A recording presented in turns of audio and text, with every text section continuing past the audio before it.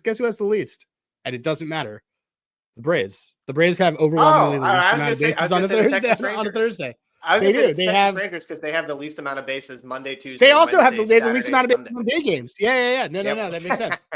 So yeah, it's actually fun to splice around with it. So all right. So speaking of day games, look at this. We got a getaway day version of Dad's Bet Baseball, a 10 a.m. start, shotgun start. As you can tell that CJ, if you were watching at home, he is dressed and ready to hit the course. So I understand that you're probably due up at the Canadian Open very shortly. Are you caddying for Scotty Scheffler, or are you going to be going against him? I'm actually just prepping for the U.S. Open next week, Adam. I don't know if you know this, but you can qualify as any amateur for the U.S. Open. So I'm just getting a few practice rounds in today before I head over to Oakmont next week. Do you actually do golf? Like sparingly. So okay, so like you would golf with me, but I do like what you're. Yeah, okay, that works. Yeah. Nope, that works. I'm in the same boat. All right, I actually went to the U.S. Open a couple years ago, and got really drunk. So it was awesome. Hey, it's a great time. I go every year when it is in Pittsburgh. It's this tradition that my dad and I have done for the last That's fun 20 so years. So yeah, really excited for it. If you guys, not a dad move, just a regular sports fan move. If you get a chance to go to a golf major championship, it's a lot of fun. It's a lot of fun. Yeah, it's a lot of fun. Drink beers and see the players up close all day. Yeah. I mean, I didn't even realize that they did a lot of those in Pennsylvania, which, some people would call. It's the only major in Pittsburgh. I think it's the only tournament that they play in Pittsburgh on the PGA, which would be Oakmont. And they only do it like every 9 or 10 years. Yeah. So Philly has a couple. This was at the Country Club in Brookline. All right. Yeah. Let's jump right into we're starting to have actual systems of process for this show. I want to jump right away into some news and notes from the weekend. One big one that just randomly got floated was that the Boston Red Sox would be open to trading Jarred Duran to the San Diego Padres. And my initial comment was, if I'm the San Diego Padres, first of all, this also reeks of something that AJ Preller put out on their end, like not from the Red Sox end. Two, if I'm the Padres, I'm sort of like, we already have a Jarred Duran. His name is Jackson Merrill, a left-handed guy with power and speed. And then my tinfoil hat went on, and I started thinking, well, why would this even be leaked? Does it have anything to do with the fact that King has a mysterious shoulder injury that nobody is discussing any details on? Does it have to do with the fact that they're very clearly actively shopping Cease? Or the fact that, like Yu Darvish is really the only guy on that team that seems untouchable? And then I started thinking, somebody hasn't been hitting over the last 3 weeks. I've watched a lot of things about doping and PEDs, and my tinfoil hat is firmly on.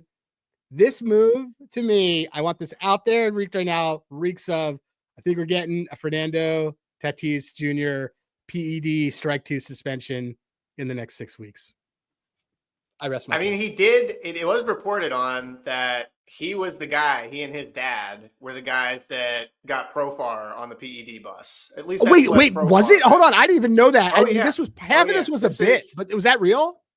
There was, look, if you go back and look at some of the stuff whenever Profar got banned, there was a trip that he made with Tatis and his father. And this was before the 2024 season. We obviously know Tatis's history.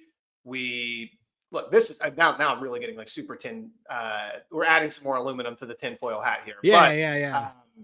Yes, this was brought up a couple of times when Profar got suspended that there was some sort of connection between Tatis's dad. For the record, you said this to me the other day, and I immediately tried to burn you really shut it down. Because speaking of Profar, I think that this is more related to the fact that they're looking for production to help replace what they lost with Profar. We know Cronenworth has been kind of a disaster. Connor Joe was a solution at one point. That obviously, I don't think he's on the team anymore. No, he's on the Reds at this point. He's on the Reds. So, yeah. short and sweet, I think that this is more in that aspect. They also had Merrill hurt. He came back. He's been great since he came back. But I think it's Preller just kind of looking to see what he can get for Cease. Definitely think that he leaked it. And it's more related to the fact that they are trying to kind of replace some of that production that they still haven't really been able to with Profar. Yeah, I would agree. I think that they also probably looked at that Profar situation. Profar was an anomaly blip statistically any way you cut it last year. Like that just was never going to happen again. And they also, Xander Bogaerts was gone for half the year, and he's not going to ever produce to what they are paying him, but he produced right away. Every guy jumping in with, I feel like we're going to see more of Adam's chest during the show. All right, another button. We'll figure it out. So, yeah, I agree. There's legitimate reasons why it was leaked out there, but I do think in the back of my head, I think there is a non-zero chance that there is a second strike against this guy who has the exact same skill set, who then, by the way, they would not have to pay. And we're headed towards a lockout. And again, for a guy that I'm not saying they would trade Tatis for it, but I'm just saying there's some things there. So what kind of caught my eye? So what caught your eye, news and notes related over the last couple of days? The big one for me would be Hunter Greene going to the IL, and the Reds also putting Rhett Lauder, who is one of their top pitching prospects. He is, I think if you go to MLB's top 100, he's even ahead of Chase Burns, who I've mentioned on this show a couple of times. But he's on the 60-day IL. Hunter Greene, that is bad. Now, I obviously know they have Lodolo. Andrew Abbott has been insane the last month. Yeah. So we called that. We said we looked through those metrics and we said, by the way, Andrew Abbott's like really, really good, except for the walks. Yeah, well, he's kind of like another pitcher that we were talking about this morning, Jack Leiter, who if he can just like get his command in control, then he's going to have really good stuff. So that one stuck out to me. I'm worried about the Reds officially at this point. Like before, I was kind of, him and Hahn back and forth. They got Tito and stuff, but losing Greene, putting Miley in there, this team still really hasn't kind of molded or meshed they haven't really gone on a good run yet. And they just lost a bad series to Milwaukee. So worried about the Reds. I think that's going to transition though into the first discussion that I wanted to get into today with you, which is we are going to decide on a team that we're holding a funeral for and a team that we want to bring back from the dead. Yes. So for our Jewish listeners, we will have Shiva call for one of these teams, and the other one will be Easter, a resurrection. So and the teams that we buried, by the way, they were buried full body. They weren't cremated. Yeah, full body. We're not going back. We're not. There will be no Undertaker meme. Like we are not going back at all. No. So Reds are not one of these teams. Who is your team? Worried about the Reds. Who is your team? I could dim the lights. Three teams. If I turn off the lights here, then you're not going to really see I know, right? Yeah. So okay. Here's my three teams, and you can tell me if you disagree or agree with them. That I would say if you're a fan of these teams, you should be calling MetLife to see what your life insurance policy is on these teams, right? Okay. First team, the Atlanta Braves. Second team, Texas Rangers. Yes. Third team, Boston Red Sox. Yes. I'm going to get into let's talk about that one right now. Yeah. Okay. So real quick, Atlanta and Texas before I get to Boston, because Boston is the team that I think we can just start getting the casket right now to start putting them in. Atlanta, though, I just want to quickly bring up that they've got a couple of big series later this month. They've obviously been playing pretty poorly. They're back to 7 games. Are they 6 or 7 games under 500 now? I think they're almost. I lost track because that team just looks beginning of April. Yeah, they look bad. I of course took them for their over 14.5 bases today, but like that's just because it's just. So I have them first 5, so it's a spot situation. It's just against the league leader in wins, Brandon Pfaadt. Yeah. But anyway, continue. So I am a Pfaadt. The big thing with the Braves is. Look, they still got Schwelly, and Sale has been incredible since the beginning of May. He's really kind of been able to keep people off the bases. The big thing with Atlanta for me is that they've got 2 upcoming series against the Mets, so 7 games against the Mets, and they have another 3-game set against Philly. If they come out of that stretch even going 5-5, now I think we can officially say they're dead, because there's no chance, absolutely no chance, that they will be able to make up ground in the division. And the Mets and the Phillies both know they have a chance to absolutely bury this team. And I can tell you that that is something that will be top of mind for them. So we got to see how the Braves do at the end of this month. But if they come out of that stretch and it's bad, now they're dead. The one thing I want to say on that, as a general thing that I agree, we went from these teams are dead to this team is this, but you're going to talk about the one that's dead. Yes. The one thing I will say about the Braves before we get to that is that, to your point, and I think it's really important that people hear this, the Braves are basically in a situation where I've been watching a lot of ER. So I've been rewatching ER from 1993. By the way, all they talk about on that show, everybody has AIDS on that show. It must have been the time. Like, literally everybody has AIDS on that show.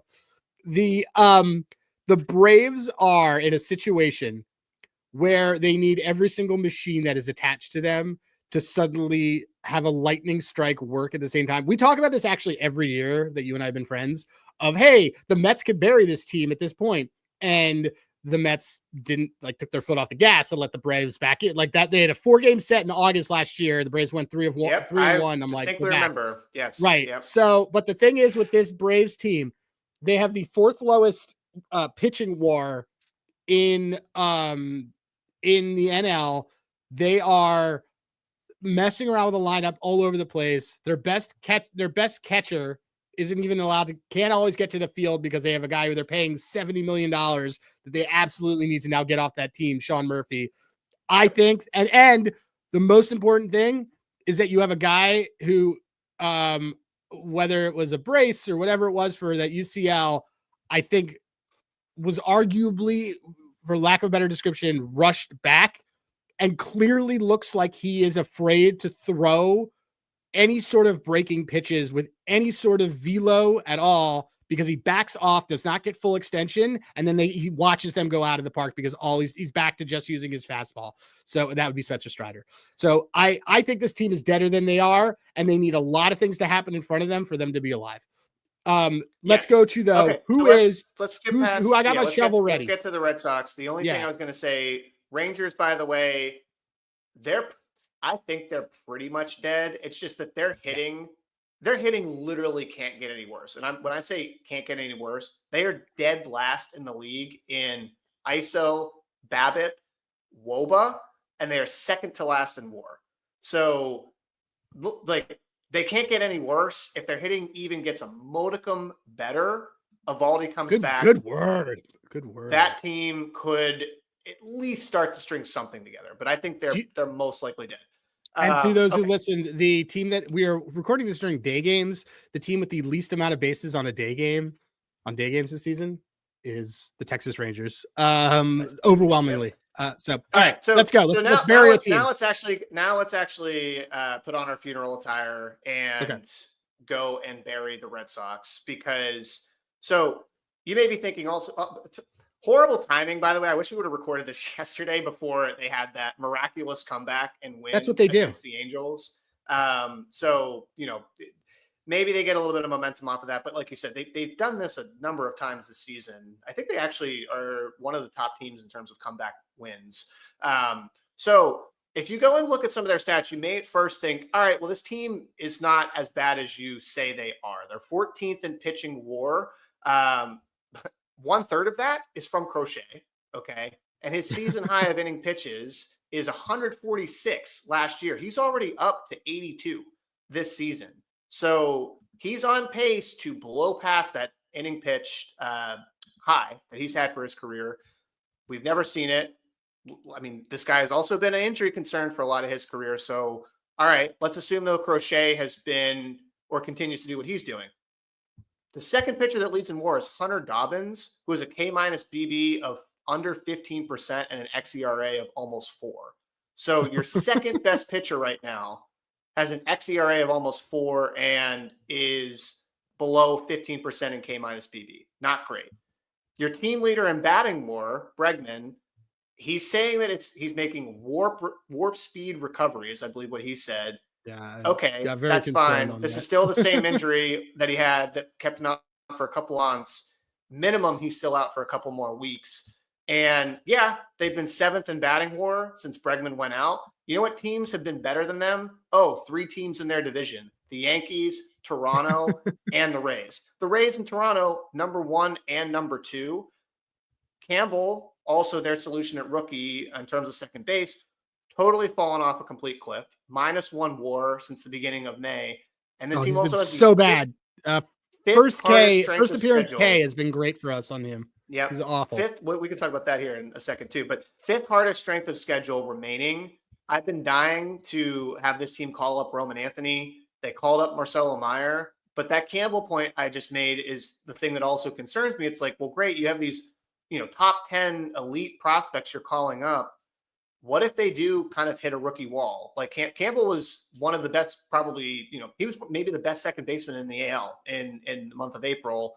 Now he's like completely cratered. I'm sure he'll get things back. Super talented guy. But there's a lot this team has to overcome, more so on the pitching side. And I think that division, which now we want to get to maybe a sneak preview here of the team we want to resurrect. I think that division is like actually getting better. And all of these teams may try to go for it here in the next month. And just think the Red Sox might be the team that gets left behind. Yeah, my biggest thing, I'm in a chat with a bunch of friends that are from Maine and from Boston. I just hate on their team, but someone had talked about, they're like, is this Alex Cora's last week? And I said, possibly, because Bloom's the one who brought him back, and Bloom's not there anymore. So it's pretty hard to have a payroll above 300 million and have a run differential that makes you look like you're in the NL Central. And you they can't, like, this is I think this is a terrible team, and the vibes are bad. The vibes are terrible on this team, so I think they're dead. Yeah, like even the Rays, who are not a good team, vibes are just way better. The vibes are better. Even Toronto, even Toronto has better vibes right now, and Toronto has great vibes. Does Baltimore have better vibes right now? So Baltimore does have better vibes, and actually, I am going to go back to the future. I'm going to take my, hey, the Orioles are dead, and I'm going to tell you, I think we might shock the Orioles back into life. So this Orioles team has won 5 straight. They've won 8 of 10. They have started getting decent second time through the orders on their pitching. We're taking baby steps here. Nobody is good their third time through the order on this team. This is not a good team in that sense. They have gotten their WRC plus to a respectable average of 101 that was sitting around 78 for the entire part of the season. So people are starting to get healthy. Kowser's back. They're going to get Westberg back. They're going to get some reinforcements back. And these are reinforcements that are younger. And so the difference between getting reinforcements back that are young guys and reinforcements back that are Joey Gallo is that if you are hurt and you are a veteran and you come back, it is a lot harder for you to get back into reps and do what you need to do. If you are younger, every rep helps.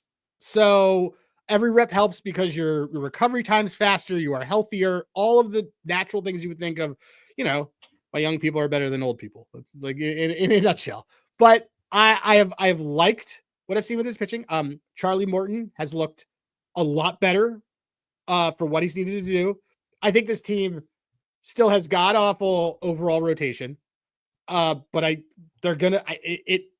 think they're going to hang in there, and they're picking up wins, and they're doing what they need. They're doing little things well, and they're getting enough length out of their starting pitching where everyone's been able to go 5 2/3, 5 2/3, 5 2/3, that it's taking a lot of the stress off that bullpen, which was creating a cycle of just this team getting it's taking the stress off of the lineup too. Like, I think that this team was absolutely pressing because they knew that they had to be able to produce more in order to kind of overcome this massive hurdle that the pitching staff had. And like you said, maybe for older guys that's not something that's coming top of mind to them, but for younger guys, it is. Like, they're going to feel that a lot more from a pressure standpoint. And to your point about the pitching, they're third in pitching WAR since May 21st. I know Yeah, this is a small sample, hold on, like, hold on. I got a couple stats. So a not couple stats I want to insignificant. drop on it. Yeah. So in the last month, starting pitching wise, first of all, remember Trevor Rogers? Trevor Rogers, who I fell in love with in 2020 when he was on the Marlins, and then they fleeced the Orioles. I'm sorry, but they fleeced the Orioles on that deal. And then he died, went down to the that's the Stowers. I'm sure the Orioles would love to have Stowers back right now. It was the Stowers Norby deal and they got Rogers out of it, who immediately got sent down. So he made a great appearance the other day. He went 6 1/3 and he was freaking awesome. But I'm going to read off the starting pitching ERAs of this team since May 7th. So that's a month. Charlie Morton, 2.7 in 3 games. Tamayuki Seguno, 3.09 in 5 games. Dean Kramer, 3.38 in 5 games. And we know what we do with Dean Kramer. Dean Kramer has been able to get out of his system any geopolitical issues that we fade him on. Cade Povich, 4.35. He had 1 blow-up game. He's honestly been pretty solid. And Zach Eflin, again, 1 blow-up game, and he did a lot better. I see Shreeds in the comments saying Boston, White Sox, and Seattle will help to fix some of the pitching, and that is true. This is a good stretch for this team to crawl back in and give people hope, and I think they are worth a bet to be the last. I think they're probably worth a bet to be the last seed to be a long shot wild card team for this. If you can get it at more than 10-1 right now, or like 7-1, it's called 7-1. Yeah. Actually, let's go ceiling. I think for me, it's got to be 2 digits. It's got to be 2 digits, but wait, it's got to be why don't we take them? What about them to go to the LCS and make a run finally? Oh God. That's the one I want. I don't want them to make the playoffs. I want them to make the run. That's like they just got resurrected and then they took a limitless pill. Anyway, so I know we got our guest weigh in. So this is like, I think this is really, because we have a team market segment that I want to do after. We'll do it after Doug. By the way, to make the playoffs real quick on DK, 16-1. So I think we're taking that. Sorry, we're taking that. We're absolutely taking that bet. We're taking that bet. I want to call out John Streeds in the chat pointing out they get Boston, White Sox, Seattle, which has helped fix some things, and then they get Sacramento, Detroit, and the Angels. It's a really solid stretch for this. Yeah, we're taking this. Apart from Detroit, yeah. Apart from Detroit, this is a good bet. Where was that?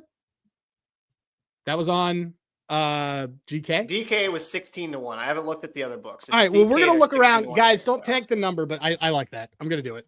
So, all right, cool. We're gonna go back to Team Market Segment, but first, before we do that, I want to thank our sponsors, Hall of Fame Bets. They're becoming a sponsor. They're not just a friend of the pod anymore. They are how we do a lot of the team market stuff. We're going to talk a little bit more about them in reference to some of the things that we're doing. So, but Hall of Fame Bets, use the code DADS. You get half off the first month and you get 7 days free. That is what we use for a lot of our team market stuff that we're doing, like team Ks and team bases. And it's really good to use when you use it in concert with our website, because you can get a good 60,000 foot view. Does this team stink or not when it comes to strikeouts? Are they striking out a bunch against lefties? It's one of the reasons I like Gore yesterday. Took Gore over Ks, and I'm able to look on Hall of Fame Bets of how many Ks has the Cubs had against lefties, and it was like 11, 9, 10, and 10. And I was like, I feel great about this. So, all right, now, and also like us and subscribe as we're doing that. So, all right, we're gonna go to we're gonna bring in our guests. I got my guy Doug. Is Doug around? Doug. I am here. Thank you for having me, guys. What's going on? So Doug's an actual dad. We've had a lot of guests that are not actual dads. Doug is a dad. Doug Ziefel. Doug, who I met when I was at Action. Doug is awesome baseball guy, awesome college sports guy, Mets fan, which we'll get to in a second. But the first thing I want to jump in with you. So you've been aggressive. I've watched you actually like consistently get really aggressive on college baseball. We are in the middle of the College World Series. Is there a team that's can people jump in right now? Is there a team worth betting and taking as like a long shot or anything right now? Or even is there chalk? Like what should people do right now if they're looking at betting it? Yeah. I mean, The regionals were wild. If you got a chance to tune into anything, you have teams like Murray State and UTSA now in the Final 16. That's like NCAA basketball. I didn't even know they had baseball teams. Exactly. Yeah, it's March Madness on the diamond, and it was electric all weekend long. But unfortunately, I really don't think any of those teams have the tools to make a deep run. But all that chaos opened up the left side of the bracket for me. And while I am a big UNC Tar Heels fan this postseason, their price has dropped from around plus 1,200 to around plus 700. So that value is still there. They're right behind the favorites of Arkansas and LSU. But if you're looking for a long shot team, I have kind of started to talk myself into Duke the last couple of days. Ooh. Right now, they're plus 2,200. Is Cooper Flag pitching? Yeah. Is it the Mike Krzyzewski team? Exactly. They're plus 2,200 to win the College World Series over at Bet365. And I'm sure you might even be able to find better numbers depending on your book. But this is a team that can mash. They were 5th in WRC plus, 15th in WOBA.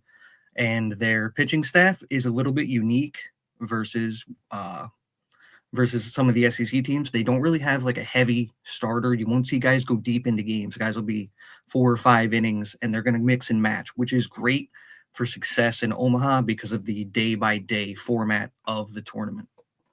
So essentially they're doing extended openers that they'll constantly be doing in this. Everything's a bullpen game almost. Yeah, exactly. They have a few guys who will go deep. Like their best pitcher who has kind of emerged even out of the bullpen is Owen Proch. It's quite a last name to pronounce, but he's been their most consistent guy and high strikeout upside. But like I said, you really won't see him even pitch into the 6th inning unless their bullpen is more taxed. Okay, nice. So are there any? I was just say real quick. We've got Helms in the chat saying Coastal Carolina. They are still alive, correct, Doug? They're still yes. Coastal is another team that is very Helms loves Coastal Carolina, and now he's buying Dukes, and the line's going to crash. It's just... Yeah, Coastal is another team that is great to look at because like I said with Duke, pitching depth is extremely important once you get to Omaha, and Coastal has 3 great starting pitchers and one of the best bullpens in the country. They came out of the Sun Belt where they mash, but that's also partly due to being in a great hitter's ballpark over there in Conway. But Coastal is another team that you could definitely take a flyer on, especially if you're a guy like Helms looking for bigger upside. So, Doug, I know you obviously, you watch a lot of college baseball here. This is great. I'm going to definitely go and try and find that 26-1 on Duke. Part of that is, you're talking about the teams. Also, we love talking about prospects here on the show. We had a couple of big prospect moves this past week. Jack Caglione, the big masher for Kansas City, he gets called up. We had Marcelo Meyer recently called up.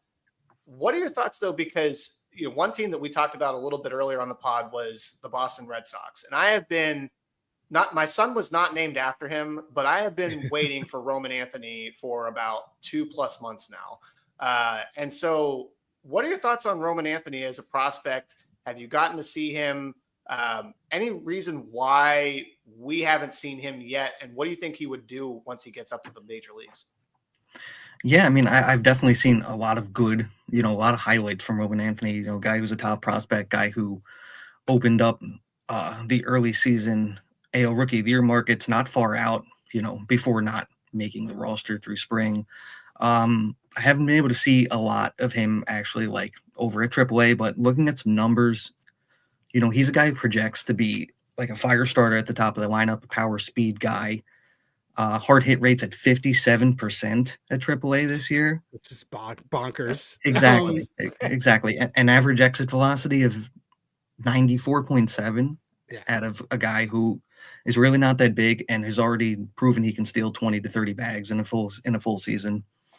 The only thing that's concerning, like Corbin Carroll, is basically what you're saying. Is like he's basically like Corbin Carroll. Yes, but what I was going to say though is the only thing that kind of is what we would need to see that Carroll made that progression is his launch angle is 5.6 degrees, meaning he's not really getting the ball in the air very often, whereas we've seen Carroll make that adjustment with his stance and his launch angle this year, and it's produced a lot more power. That would be You're something talking about that more really about like take. adding more tilt to the bat. I mean, we're getting a little, in the weeds here on this stuff. StatCast actually just released some new metrics around this, but that was we're all nerds. We all played around with it. It's fantastic. That was one thing that I had. Nothing gets my wife more excited than when I talk about attack angles and adding more tilt. But that was one thing that they have actually highlighted quite a bit. That I'm glad you brought up with Carroll, and that he's been able to actually add more tilt. He's been able to basically get the bat to be able to get the ball, induce more fly balls, even if it means that he is got a little bit of a, higher chase rate and more of an outside swing rate. And it seems like what you're saying is that kind of, if Anthony can make that progression, then, sky's the limit in terms of what he can do from a power perspective. Yes, exactly. Because he has the batted ball metrics to, turn that into a lot of power at the big league level. So that also probably, we didn't mention this earlier, but it's also probably one of the reasons why they're floating the Duran rumors, is because they don't really have a position for him right now. And if Duran's not there, you can move everybody over, and it basically, I don't know, everything gets weird because then you have two guys that are both ARB eligible that are heading into a lockout. That's so I think I want to turn it, because now you both, this is kind of a question for both of you guys, because both of you guys are the resident Mets fans here. So I guess everyone hated on Soto during the Subway Series. And then as a Phillies fan, I just laughed, but I'll let you answer this, Doug. And I know CJ has a follow-up question, but are the Grimace Mets back? Is this going to happen again? Like what we had in June, where they were a wagon and they're just about to make this run? Is this team, like, what do you think the ceiling is for this team? And is there a guy that you've been looking that you might be betting, or do you just stay away from your team as usually I do with the Phillies? So with the Mets, I'm going to say that this is not a team that needs a gimmick. This is a team where we have let David Stearns cook. I mean, you look at all the guys holding this club together. You look at Griffin Canning. You look at Huascar Brazaban. You look at Luis Torrens. These are all guys that have been unsung heroes, holding it down, especially through the rotation injuries, the Juan Soto struggles, the Francisco Lindor struggles, the Pete Alonso struggles. We've already been through there, and it's only June. So you look at what this team is doing now in LA, and they've had a soft schedule too, with the Rockies coming up and the White Sox last week. This team is poised to get hot. And if all three guys at the top of that order are clicking, there's not going to be any team that can take them down. See, and so Doug, yeah. I agree with this, and this is actually what makes me more nervous than as a Mets fan last year, because there is nothing. It's the same thing if you're a fan of like the Browns or the Jets or even like the Vikings. One of these teams that have these kind of checkered, tortured histories. And when I start feeling confident that I think, because I'm with you. I think the biggest difference between this team and last year's team is that I actually feel confident this team is good. And this team is going to actually continue to get better. We're forgetting that Manaea still isn't back, who was coming into the season arguably going to be their ace. He was their best pitcher last year. Frankie Montas, it looks like he's ready to enter the rotation. Excited to see what the pitching coaches and staff can do with him. This team should be getting a little bit better, and they also will probably make some moves here at the deadline as well. So I feel confident, which also makes me a little bit nervous on where this team is going. The other question though I had for you is, and it makes me think again back to that team last year, because I don't think I've ever followed a team that I had more fun with that didn't end up going to the Super Bowl or the World Series than that 2024 Mets team, because there were just so many good gimmicks with that team. Do you think, was that the most fun Mets team that you've ever rooted for in your history? Or do you think there's another team that you had, more fun, or that you enjoyed watching more than that 2024 team? Yeah, I mean, like you said, everything that went into the 2024 season was incredible. You know, you go all the way from being 11 games under 500 and Jorge Lopez throwing his glove into the stands in late April. Worst organization in sports. Exactly. What he said. Yeah. To all the way to pushing the Dodgers in the NLCS, Grimace, and everything else involved. That was really the most fun team. Candelita, Jose Iglesias, you know, unfortunately not bringing him back was really bad for the vibes, but do you still find yourself playing OMG from time to time? Because it's definitely on my playlist and in circulation. Okay. I'm glad I'm not the only one, because I do still sometimes have that come up. Mm-hmm. I'll be honest. I'm not a Mets fan. I like OMG, but I will. The video from 2 years ago. Was it 2 years ago? Yeah, it was 2 years ago. Of Diaz, the slow walk 4K video of him from the bullpen, and there's just like drums going, and it's him coming trumpets. out. Yeah, and the Tommy trumpet. But there's a video that just like of him, like they just followed him as he went out. It's saved on my Twitter, and I watch it like once a week because it's a pretty cool. It's like a gladiator level pump up video for me. I'm like, it just goes really hard. So it's one of those things that I dig. Like the last thing I'll say about the Mets team, I said this to you last year. I didn't hate on the Mets last year. We won a lot of money off of them. They I think they were also a very likable team. My problem with the Phillies that I had last year is that they just weren't a likable team. 2 years ago, they were really likable. Mets team last year, very likable, still very likable. I think you guys are I'm just going to put it out there again.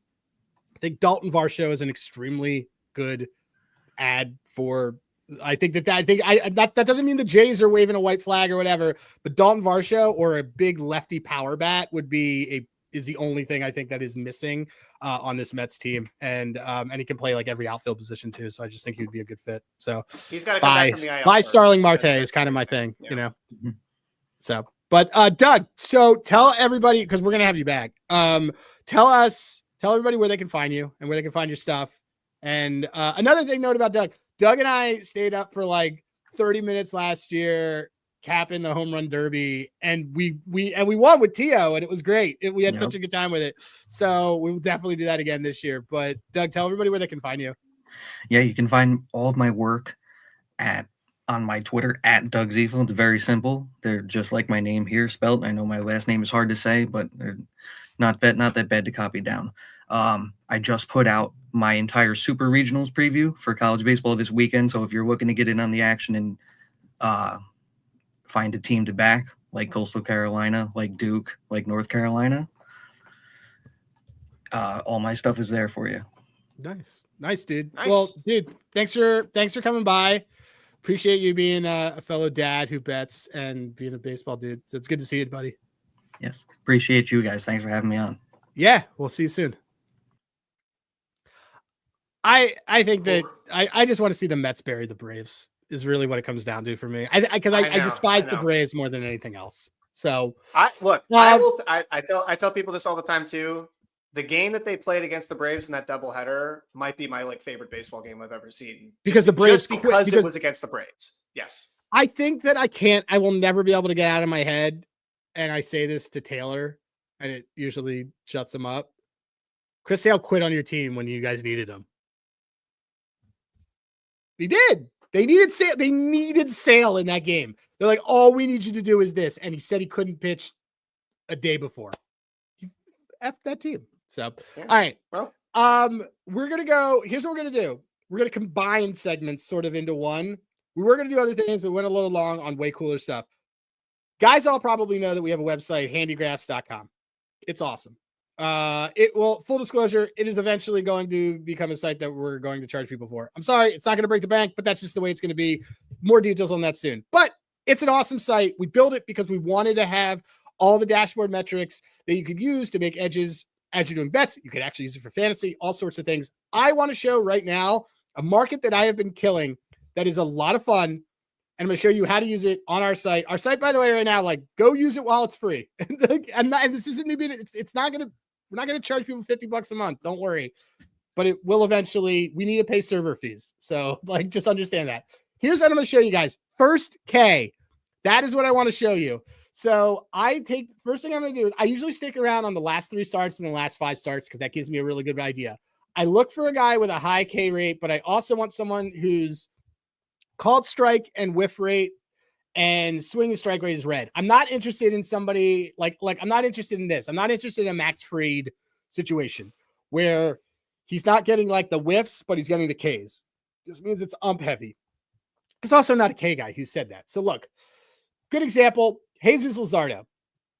All right. So Jesus Luzardo he's got everything looks good. I'm going to look at him. I'm going to then go to like right-handed versus lefty.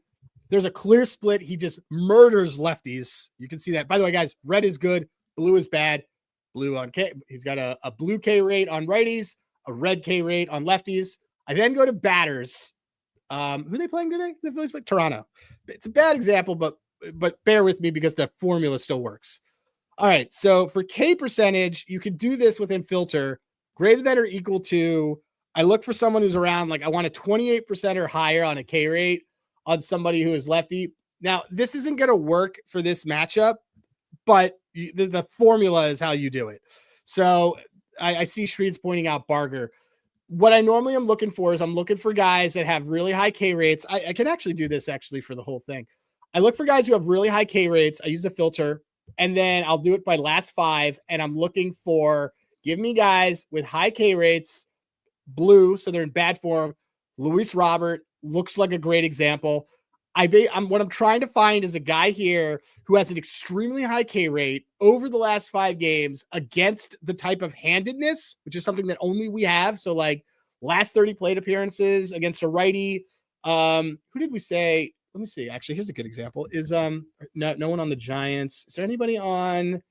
Well, we can use James Wood. I don't know. Like James Wood doesn't do that. Jared Young, all these guys. So the point that I want you guys to take away as you're watching this is that if you take the pitcher's handedness and break it down to an extreme level of Ks, I'm not interested in someone who is only got a 20% K rate. I want a guy who is absolutely getting golden sombreros during the week.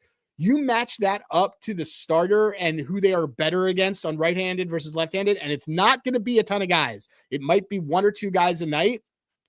That is a really good guy to use for first K of the game, which is usually bonkers price. We cashed on Big Christmas, on Johnson Noel, at multiple times on Big Christmas, I believe. Multiple times on Big Christmas.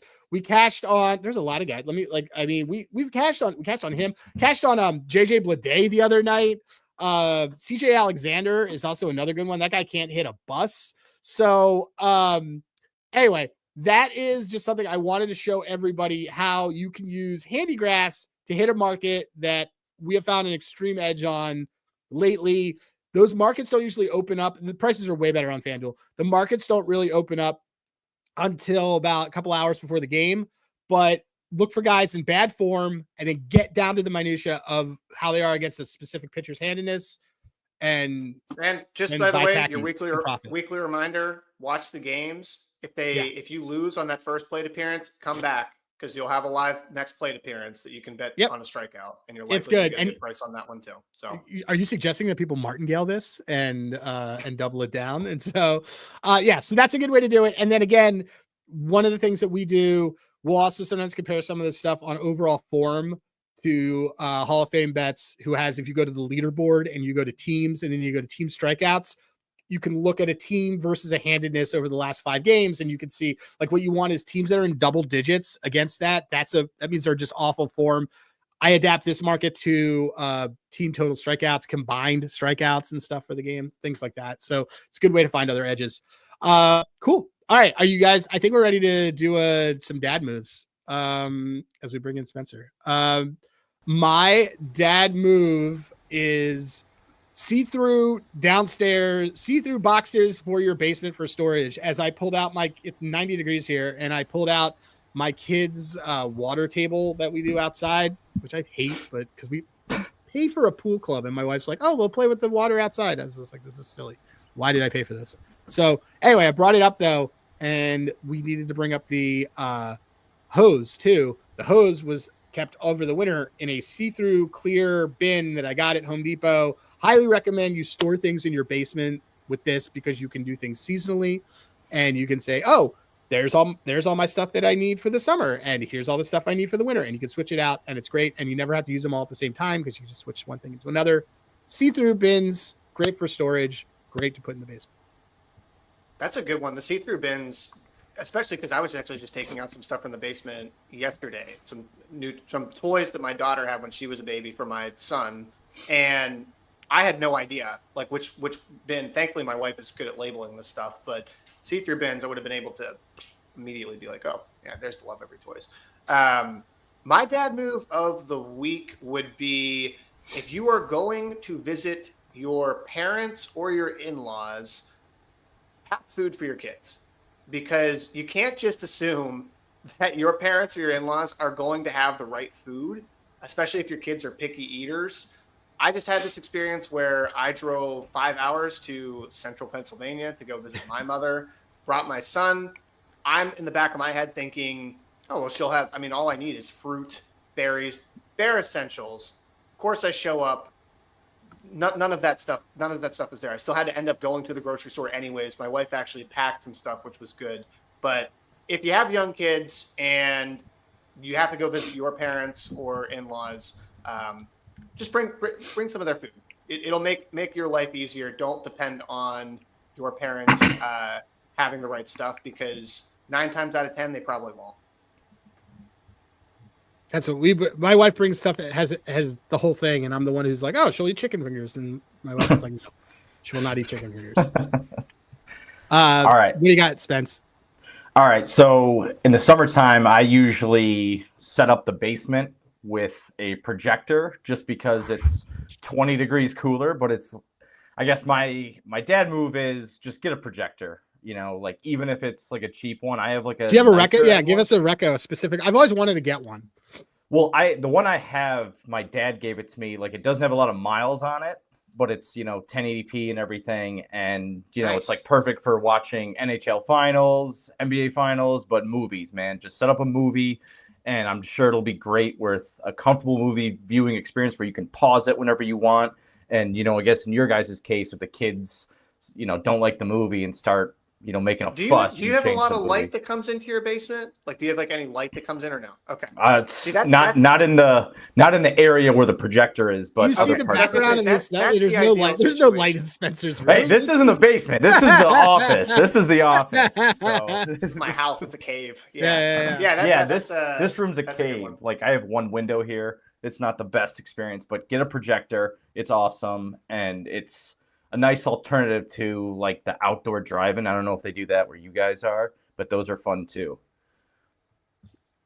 I've always wanted one outside, and I always think about, and then I always get lazy. Then I do it, and I'm always too hot because I'm probably starting too early. My place in Oakland, when I lived in California, we had in the backyard. It was great because we had a big fence, a big wooden fence, and I just put a sheet up, and at like 9 o'clock. Oh yeah, it was great. We did that thing. By the way, breaking news from previous pitcher and friend of the pod and guest of the pod, Andrew Margolick, dropping a quick betting tip for everybody that he did mention on the show. He said, Schwellenbach is pitching tomorrow and the Blaze are flying across country, but he is already there. And then he wrote something that I will not say because it is inappropriate. But anyway, this goes to the points of just, so you know, when teams are doing stuff, pitchers fly ahead of the games. Anyway, keep going. that's all I got. All right. Oh, by the way, All one right. last quick note, Adam. Yeah. 20 What's to that? 1. 20 to 1 for the Orioles. Yeah, to make I'm seeing playoffs. Birdman called just that out. added 20 to in. 1. I think that's Yeah. worth a bet. I think it's worth a bet. Things happen like this all the time. when you Birdman on the switch coaches. birds. 20 to 1. Birdman Yeah. is on it, on the Birdland. All right. So we'll get that. All right, guys. Schedule guide was a little bit wonky, and as you guys get to watch us right now, make a schedule of like we'll be back next week with 2 episodes, and then the following week you're not going to get me. You're probably going to get a solo CJ Spencer episode because I'm going to be in the Cape, and you guys can just do this on your own. So I also want to call out again at Dad's Bet Baseball on Spotify, on Apple Music, on Podbean, on everything on YouTube. Like it, subscribe to it. I only saw 3 reviews. If you want to be the jerk who gives a 1-star review, you can do that, but I want it to be an incredible comment that you leave with it that crosses discourse. But please don't do that. Just Give us 5 stars like you would any Uber driver. So look, we'll be back. This was great. For CJ, who's at Slim and Jimmy at Dad's That Bet, and for Spencer at Spencer_Ray, Ray RAY, though he is the king, REY. I'm Adam Rosenberg at Hey Rosenberg. We will see you guys soon. CJ, what is the last word of the day? OMG.